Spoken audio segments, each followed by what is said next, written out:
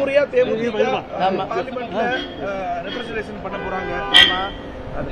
ஆமா, ரொம்ப சந்தோஷமா தான் பார்க்க வேண்டியதா இருக்கு.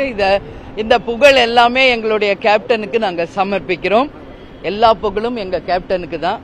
ஏன்னா இந்த 21 வருஷத்துல ஃபர்ஸ்ட் டைம் நாங்க வந்து எம்பியாக, ராஜ்யசபா எம்பியாக எல்கே சுதீஷ் பொருளாளர் போய் இன்னைக்கு அவருடைய ஜனநாயக கடமை ஆற்ற இருக்கிறார். எனவே இந்த அத்தனை புகழும் எங்கள் அன்பு தலைவர் கேப்டன். திமுக எம்எல்ஏக்கள் கைப்பற்றிட்டு கூட்டணி என்பது இன்டாக்டா முதலமைச்சர் எப்படி ரிசீவ் பண்ணாரு, உள்ள எப்படி நடக்கிறது? மிகப்பெரிய அளவுல அன்போட பாசத்தோட எப்பயுமே அவர் பழகுவாரு. அதே பாசமும் அன்பும் இன்னைக்கு அவர்கிட்ட நாங்க பார்த்தோம்.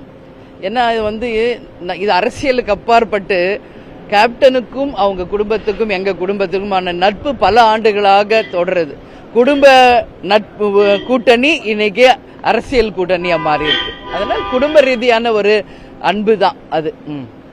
நீங்க ஏற்கனவே கூட்டணி ஒப்பந்தப்படி ஒரு ராஜபாசம் எம்எல்ஏ சிக்கல் எவ்வளவு கேக்குறீங்க? தொகுதி இருப்பாரு, அது எப்போ நடக்கும்?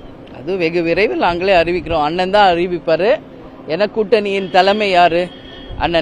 நம்மளுடைய அண்ணன் ஸ்டாலின் அவர்கள். அதனால அவர் அறிவிப்பார். ஆமாங்க.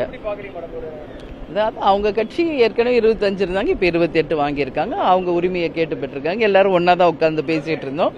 சந்தோஷம், வரவேற்கிறோம்.